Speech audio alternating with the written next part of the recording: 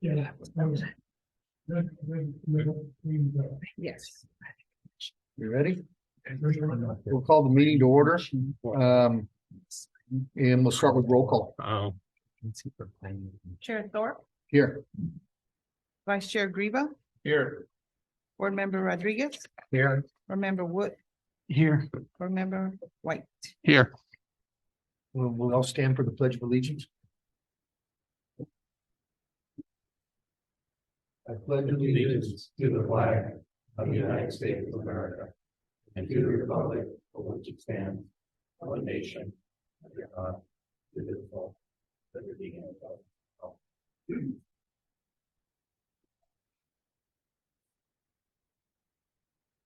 justice. Public comments from the audience regarding items not on the agenda. This portion of the agenda allows an individual the opportunity to address the GSA on any items not on the closed session, consent calendar, public hearings, and GSA business. Under state regulations, no action can be taken on non-agenda items, including issues raised under this agenda item. Members of the public should be aware of this when addressing the GSA regarding items not specifically referenced on this agenda. Okay, so is there any public comments or items not on the agenda? See none? Okay, we'll move to consent calendar. All matters listed under consent calendar are considered routine and may be approved by one action of the agency unless a request for removal or discussion or explanation is received prior to the time the agency votes on the motion to adopt. We have one item under consent calendar, the adoption of the May 23rd, 2023 GSA meeting. Do we go out to the public for that? Public comments on that? Yes. Okay, is there any public comments on consent calendar? Don't see any hands raised. Okay, so we have one item. Do I have a motion to approve the minutes of the 2023 meeting? Motion to approve. I'll second that. Been moved and seconded. All in favor? Aye. Aye. Those opposed? Motion carried. Next order of business is consideration of fiscal year 2023-2024 budget of the Arroyo Groundwater Sustainability Agency. Staff report. Mr. Chairman, in your packet, you have what is our proposed budget for the coming fiscal year. It'll take us from July 1 through June 30th, July 1 of 2023 through June 30th of 2024. If you'll note that it's very consistent and similar to previous budget you've seen for the organization. There's about equal amounts admin and technical work, but the administrative costs are mostly mine, but they also have a fair amount of technical elements as well, as I participate in many of the items. The technical elements are mostly for Gus Yates and Todd Groundwater. And as we continue to move into the implementation phase of our groundwater sustainability plan, principal items that we'll be dealing with in the coming year will be to address the corrective actions, continue participation in a number of ongoing efforts, not the least of which is a technical advisory group, and then other technically related things like work that we'll need to do. Should we have to look at wells that need to be replaced and the like. But the main thrust this year, it is a reduction in our budget, will be to work with the Salinas Valley Basin GSA in terms of implementation. Now, having said that, the 7 corrective actions are going to lead a lot of what we're going to do in the coming year. There are a number of items that speak to the development of more shallow groundwater wells. There's the need to develop, a kind of water quality section. There's a need to address impacted surface water and groundwater dependent ecosystems. Those are kind of the big pieces. There are a few other elements like the selection of or identification of shallow wells that might go dry during a prolonged drought as we get to our minimum thresholds. That last task is pretty onerous in terms of the amount of work, because you got to get an idea. You have to have data on every single well, see where they're screened, how deep they are, look at the groundwater elevations, and then, develop a program and what to do about it.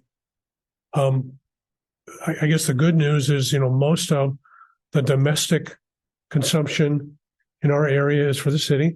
There are some small outliers.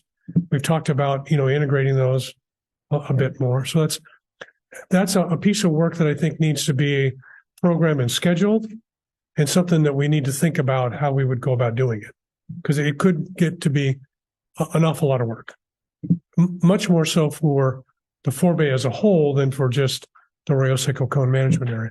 And recall, our perspective is that we're going to develop a scope of work to handle the Arroyo Seco Cone Management Area and provide that to the Salinas Valley Basin GSA as they respond to DWR and these corrective actions. So Gus Yates has worked up a blueprint. He got it to me fairly late. I didn't really get it until the packet was out on Friday. And he and I have talked about it a couple times. In general, we'll be able to dust off our Arroyo Seco GSP and lift some of that stuff right out of there. If you'll recall, there's almost a nod to our GSP from DWR, and that they reference the fact that we had a water quality section that was missing from the forebays. So we'll be able to use likely that whole piece and drop it in wholesale for the cone area, which is good. It talks about developing a salt management program over time, something we should have anyway. The groundwater dependent ecosystems and the potential impact for surface water is a bit more problematic for the forebay than it is for us in the cone. Again, because the Arroyo Seco is an unregulated river. The waters that come out of the San Lucias hit that alluvium. It's a big pile of sand and gravel, goes through and develops our groundwater. So there's not a whole lot of groundwater dependent ecosystems along the Arroyo Seco River. And the ones that are there, they've adapted to the native conditions of the Arroyo Seco. And because the rate at which things percolate out of the bottom of the Arroyo Seco is fairly fast, there's not like this saturated layer that is, waiting to be impacted. It just kind of runs through. So, those are the kind of things I think that we're going to have to help DWR understand the local hydrogeology of the Arroyo Seco, and frankly, the hydrogeology of the Salinas River in the forebay.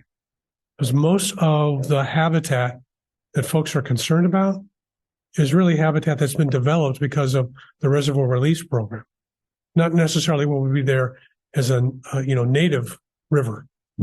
I think you guys know probably better than I how that last drought impacted long stretches and significant reaches in the Salinas River. We had a lot of die-off in that riparian corridor because there's no water from the reservoirs. So we're going to need to educate DWR. I think that's part of this process in the way in which we go about responding to these corrective actions. But that's a large part of the budget, and that's what Gus and I are going to be working on. And we'll bring to you that blueprint. I'll have a bit more about that on the GM report. But going forward for fiscal year 23-24, it's pretty much in terms of budget, business as usual. We've got a good team in place, and I'd ask you to approve our budget for the coming year. I'd be happy to answer any questions. It's a little bit more than perhaps what was in the report, but it's germane to the topics of what we'll be doing going forward. Any questions or comments from board members?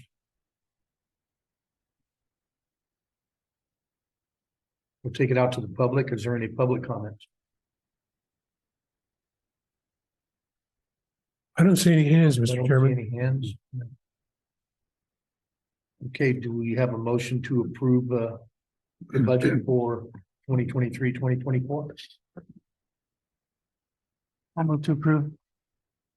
I'll second. Been moved and seconded. All in favor? Aye. Aye. Those opposed? Motion carried.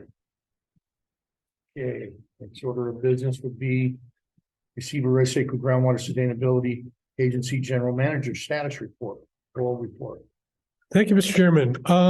Well, a couple things. One thing I have really board member Wood to thank for. I am the Salinas Valley Basin GSA's Advisory Committee Chairman. So Mr. Eric Morgan nominated me, and Mr. Wood, in his infinite wisdom, went ahead and seconded that. So here we are. But that's good. You know, as a Arroyo Seco's representative on that body, I think it's important that we're engaged and we participate. I'm glad that Board Member Wood and I are both there.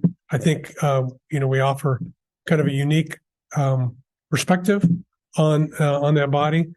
And going forward, I hope that it will be an important element in informing the board, the other board, the Salinas Valley Basin, GSA's board, on the issues that are important to the Forebay and to us in the Arroyo Seco Cone management area. But it's important you guys know that I'm doing that. So I'm telling you, I think it was fine. So I thank you for the vote of confidence. On to my second topic, something that's a little bit more programmatic. There is finally launched into the public a habitat conservation program for the Salinas River by the Monterey County Water Resources Agency. Okay, so a bit of background. The Salinas Valley Water Project needed a 404 permit from the Army Corps of Engineers, which to implement. As part of that permitting process, the Corps of Engineers had to get a Section 7 consultation and you know, biological opinion out of NOAA Fisheries for it to go forward. Well, NOAA has taken the perspective that while you've got the biological opinion, the time has run out and you need a Section 10 habitat conservation plan to continue to have an environment where you don't have take relative to steelhead. So the Water Resource Agency, I'm simplifying things, but that's really the gist of it. Water Resource Agency has moved forward and begun the habitat conservation plan program. And I will tell you, it's a very long and detailed process. Also know that what we heard, there was finally the first public meeting was late last week, that the Monterey County Water Resource Agency is focused primarily on reservoir operations, their main facilities, and not necessarily on the river maintenance program, which was maybe kind of a surprise. We thought that was going to be perhaps encapsulated into a much larger plan. They are integrating the lagoon management for breaching because they have to. But their focus thus far appears to be really on how those reservoirs are operated relative to steelhead. There's a bunch of other species that are going to be, of course, engaged, but steelhead is really the driving force.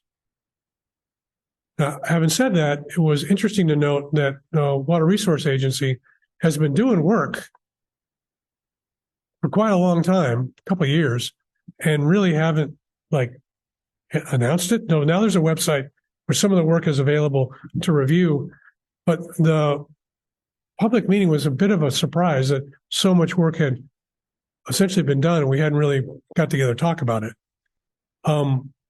There's a couple of year program in place where there's going to be a lot more technical work, a lot of reports, and there is a stakeholder process, but it appears to be almost at arm's length from the actual work between NOAA Fisheries, other groups like U.S. Fish and Wildlife, and the Water Resource Agency.